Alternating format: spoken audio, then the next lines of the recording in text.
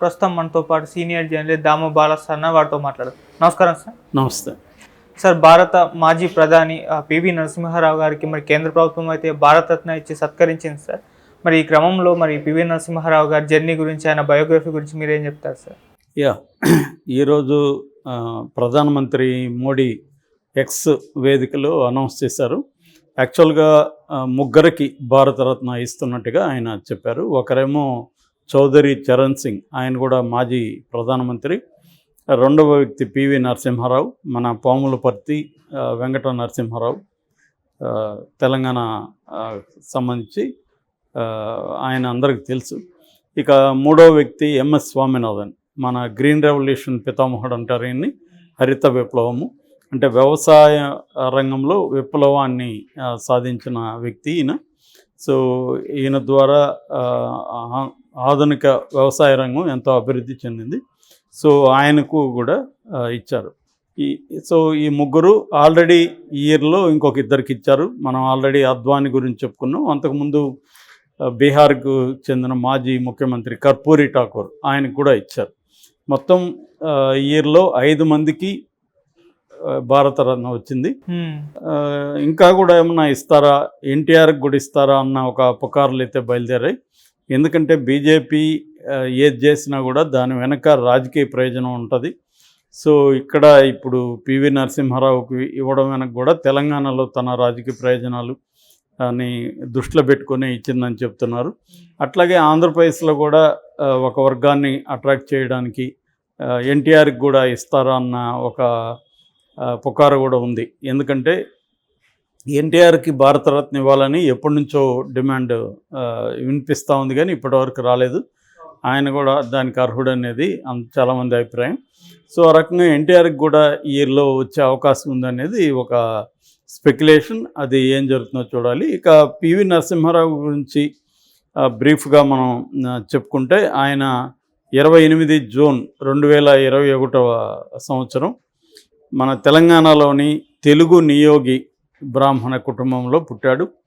వాళ్ళ అమ్మ రత్నబాయి, నాన్న సీతారామరావు. చిన్నప్పుడు ఆయన అక్కడే తెలంగాణ వరంగల్లో దగ్గర చదువుకున్నాడు. దాని తర్వాత ఉస్మానియా యూనివర్సిటీలో ఆయన చదువుకున్నాడు. ఆ చదువుకున్నట్టున్నప్పుడే ఆయన ఇక్కడ హైదరాబాద్ స్టేట్ కాంగ్రెస్ అనే పార్టీ ఉండేది, దాంట్లో జాయిన్ అయ్యాడు. ఆయన జాయిన్ అయ్యి 1938లోనే ఇక్కడ నిజాము నిరంకుశత్వానికి వ్యతిరేకంగా ఆయన పోరాటం చేశాడు. దాంతో ఆయన్ని ఇక్కడ ఉస్మానియా యూనివర్సిటీలో బహిష్కరించారు. దాంతో ఒక ఫ్రెండ్ ఎవరు నాగపూర్లో ఉంటే అతను పట్టుకొని అక్కడ నాగపూర్ యూనివర్సిటీలో ఆయన ఎల్ఎల్బి చదివారు. సో ఆయన స్వామి రామానంద తీర్థ, బూర్గుల రామకృష్ణారావు వీళ్ళిద్దరికీ అనుయాయిగా ఉన్నారనమాట. వాళ్ళిద్దరి గురుత్వంలో శిష్యరకం చేశారు. సో అప్పటి నుంచి ఆయన కాంగ్రెస్ పార్టీలో పనిచేశారు. దాని తర్వాత ఇక్కడ 1957లో మొదటిసారిగా మందని నుంచి ఎమ్మెల్యేగా ఎన్నికయ్యారు కాంగ్రెస్ తరఫున. ఆ తర్వాత 63లో ఆయన మొట్టమొదటిసారిగా మంత్రిగా పనిచేశారు. మళ్ళీ 64లో కూడా మంత్రిగా ఉన్నారు. ఫస్ట్లో ఆయన న్యాయశాఖ మంత్రి, తర్వాత సమాచార శాఖ మంత్రి రంగాల్లో ఉన్నాడు. అయితే 69 నాటికి ఇక్కడ ప్రత్యేక తెలంగాణ ఉద్యమం బలంగా వచ్చింది. అప్పుడు కాంగ్రెస్ పార్టీ ఆ ఉద్యమాన్ని అణచివేయడానికి చెన్నారెడ్డి టైంలో చేసింది.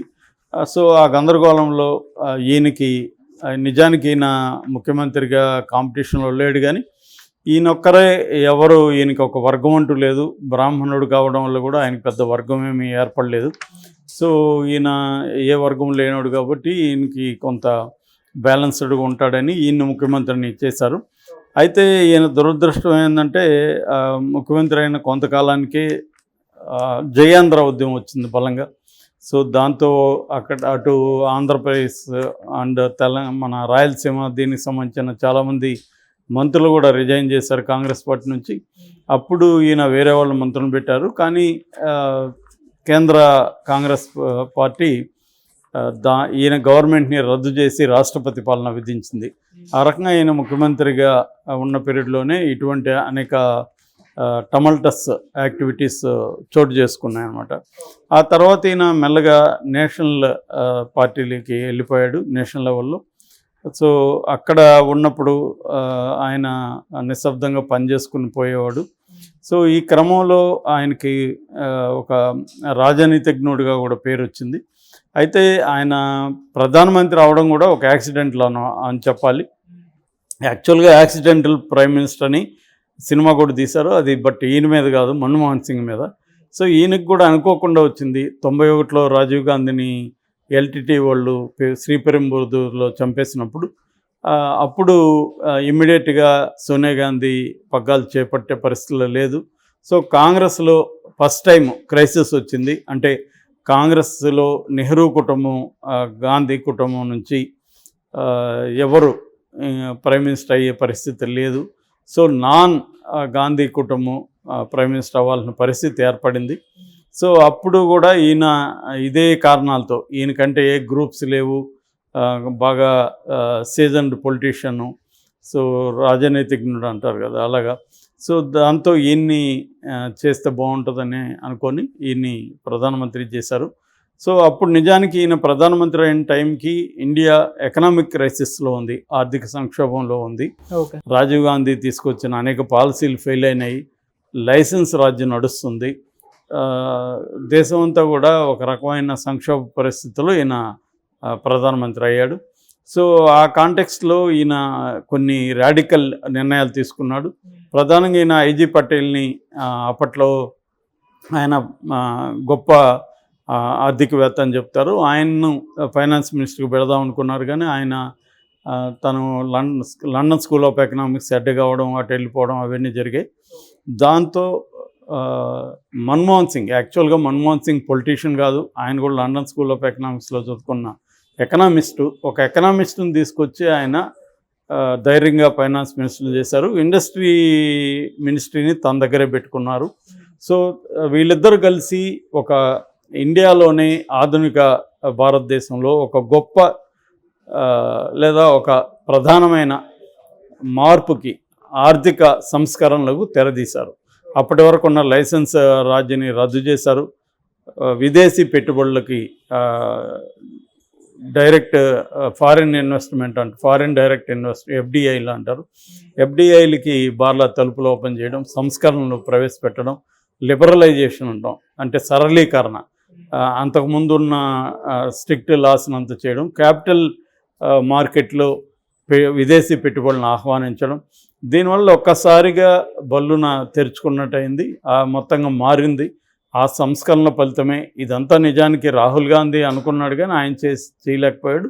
సో దాన్ని పివి నరసింహారావు అండ్ మన్మోహన్ సింగ్, అదేంటంటే ఈయన ఒక్కడే ఏదో ఊహించి చేసింది కాదు, ప్రపంచవ్యాప్తంగా ఆ టైంలో మార్పులు వచ్చింది. చైనాలో కూడా వరల్డ్ ట్రేడ్ WTO కానీ, మానిటరీ ఫండ్ కానీ, ఇవన్నీ కూడా IMF అంటారు అప్పట్లో, ఇంటర్నేషనల్ మానిటరీ ఫండ్, ఇవన్నీ కూడా అంటే ప్రపంచవ్యాప్తంగా ఉండే వివిధ క్యాపిటలిస్ట్ కంపెనీస్కి మార్కెట్ అవసరాలు పెరిగాయి.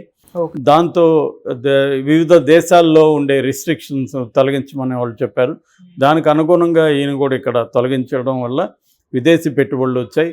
అనేక గవర్నమెంట్ PSU అంటారు, పబ్లిక్ యూనిటీ, సో వాటిని ఆయన ఓపెన్ చేశాడు, పెట్టుబడులు ఓపెన్ చేశారు. ఆ రకంగా ఈయన ఉన్న 5 ఏళ్ల పీరియడ్లో అనేక మార్పులు జరిగాయి అన్నమాట. సో ఈవెన్ మన ఇప్పుడు మోడీ కూడా ఇవన్నీ చెప్పాడు. సో దాని తర్వాత అయితే ఆయన ఉన్న 5 ఏళ్ల పీరియడ్లో కూడా అనేక డ్రామాటిక్ ఇన్సిడెంట్లు చోటు చేసుకున్నాయి. పంజాబ్లో ఖలిస్తాన్ ఉద్యమం కావచ్చు, కాశ్మీర్లో తీవ్రవాద ఉద్యమం కావచ్చు, ఇవన్నీ కూడా చోటు చేసుకున్నాయి. At the same time Babri మసీద్ ఈయన ఉన్నప్పుడే జరిగింది. దానికి ఈయన అనుమతి ఇచ్చాడని ఈయన మీద ఇప్పటికీ మచ్చ ఉంది, అదొక పెద్ద మచ్చ అని చెప్పచ్చు. అయితే ఈయన మైనార్టీ ప్రభుత్వాన్ని నడపడంలో కూడా చాలా చాకచక్యంగా నడిపాడని చెప్తారు ఈయన్ని. అయితే ఈయన మీద ఇంపీచ్మెంట్ మోషన్, అవిశ్వాస తీర్మానం ప్రవేశపెట్టినప్పుడు తనకు మెజార్టీ లేదని చెప్పి జార్ఖండ్ ముక్తి మోర్చా ఎమ్మెల్యేలను కొన్నాడన్న అభియోగం కూడా ఉంది. ఈయన మీద కేసులు కూడా నమోదైనాయి. సో అది కూడా ఒక మచ్చగా ఈయన లైఫ్లో మిగిలిపోయింది. ఈయన మీద అనేక అవినీతి ఆరోపణలు వచ్చాయి.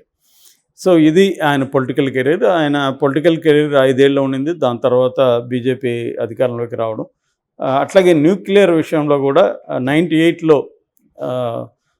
వాజ్పేయి గవర్నమెంట్ ఇచ్చేసినప్పుడు ఈయనే సలహాలు వాజ్పేయికి కూడా ఇచ్చాడని చెప్తారు. ఎందుకంటే ఈయన పీరియడ్లోనే న్యూక్లియర్ ఇది కూడా ఓపెన్ చేశారని సాక్షాత్తు కలాం కూడా ఈయన్ని పొగిడారు, అబ్దుల్ కలాం కూడా. సో ఆ రకంగా ఈయన రాజకీయాల్లో 5 ఏళ్ళ ఉన్నప్పటికి కూడా ఒక స్ట్రాంగ్ ముద్ర వేశారు. దక్షిణాది నుంచి ప్రధాని అయిన వాళ్ళల్లో కూడా ఈయన ఫస్ట్, ఆ తర్వాత దేవేగౌడ అయ్యారు. సో ఆ రకంగా కూడా ఆయన హిస్టరీ క్రియేట్ చేశారు. సో అవి కాకుండా ఈయన 17 భాషలు వచ్చు, ఈయనకి గొప్ప పండితుడు, బాగా పోయిటరీ ఇవన్నీ కూడా రాయగలిగిన వాడు. సో ఆయన 1000 పడుగులు విశ్వనాథ సత్యనారాయణ రాసిన నవలను కూడా ఆయన ఇంగ్లీష్లో ట్రాన్స్లేట్ చేశాడు. దానికి జ్ఞానపీఠ అవార్డు కూడా వచ్చింది. అట్లాగే ఆయన మరాఠీ నుంచి తెలుగులోకి కూడా అబల జీవితం అనే పుస్తకం ట్రాన్స్లేట్ చేశాడు. ఆయన తన ఒక స్వీయ కథనాన్ని ఒక నవల్లాగా ఇన్సైడర్ అనే పేరుతో రాశాడు. దాని తెలుగులో కూడా లోపల మనిషి అని వచ్చింది.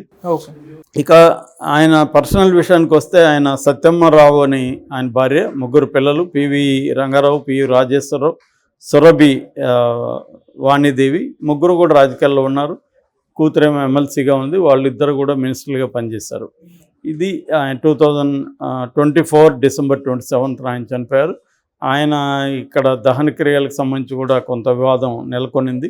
ఏదేమైనా ఆయన చనిపోయిన తర్వాత ఇక్కడ కేసీఆర్ పివి నరసింహారావు గురించి ఎంతో శ్రద్ధ తీసుకున్నారు. కాంగ్రెస్ పార్టీ ఆయన పక్కన పెట్టేసింది. యాక్చువల్గా ఆయన పిఎంఓగా దిగిపోయినప్పటి నుంచి ఆయన సైడ్ లైన్లో పెట్టేశారు. సో దాని తర్వాత చనిపోయినాక కూడా ఆయన గురించి ఏమి గొప్పగా ఎక్కడ చెప్పలేదు. సో ఆ రకంగా ఇక్కడ కేసీఆర్ ఆయన్ని మళ్ళీ రివైవ్ చేశారు. పివి నరసింహారావు మార్గ్ అని పేరు పెట్టాడు. పివి నరసింహారావు ఫ్లైఓవర్ అన్నారు. అక్కడ నెక్లెస్ రోడ్డు దగ్గర విగ్రహం పెట్టించారు. సో ఇవన్నీ కూడా ఇచ్చేశారు. సో ఈ టైంలో ఆయనకి ఏ కారణాల రీత్యా ఇచ్చినా కూడా, రాజకీయ కారణాల రీత్యా ఇచ్చినా కూడా అది ఆహ్వానించాల్సిన విషయం. ఒక తెలుగు నేల నుంచి, ముఖ్యంగా తెలంగాణ నుంచి భారతరత్న బిరుదు పొందడం అంటే మామూలు విషయం కాదు. సో ఆ రకంగా ఇది తెలంగాణ ప్రజలందరికీ, తెలుగు ప్రజలందరికీ కూడా గర్వించాల్సిన విషయం.